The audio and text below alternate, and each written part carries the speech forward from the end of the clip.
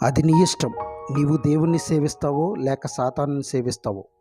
యెహోవాను సేవించుట మీ దృష్టికి కీడని తోచిన యెడల మీరు ఎవరిని సేవించెదరో, నది అద్దరిని మీ పితరులు సేవించిన దేవతలను సేవించెదరో.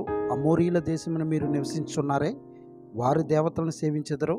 నేడు మీరు కోరుకొనుడి, మీరెవరిని సేవింప కోరుకునేనను నేనును నా ఇంటి వారును యెహోవాను సేవించెదము.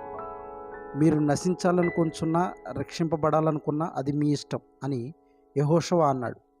నీవు ఆయన మాటలకు లోబడుటకు నిశ్చయించుకుందువా, అది నీ ఇష్టము. నీవు జీవమును మేలును ఎంచుకుంటే క్రీస్తు వాక్యాన్ని విని దాని ప్రకారం చేయాలి. బుద్ధిగలవాడు జీవమును మేలును ఎంచుకున్నాడు, బుద్ధిహీనుడు మరణాన్ని కీడును ఎంచుకున్నాడు. వ్యత్యాసం: ఒకడు క్రీస్తు వాక్యాన్ని పాటించాడు, మరి ఒకడు పాటించలేదు. నీ జీవితం మేలో కీడో అది నీ ఇష్టం. జీవితం బాగోవాలనుకుంటే క్రీస్తు వాక్యం విని దాన్ని చొప్పున చేయాలి.